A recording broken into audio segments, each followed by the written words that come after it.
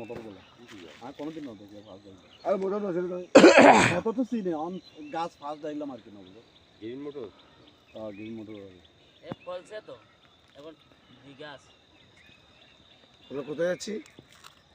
এটা এরা বলতেছে সাদা মোটর, কিন্তু জানি না এটা বলতেছে সঠিক কিনা। আপনারা একটু দেখেন, এটা খুব সুন্দর একটা সকালের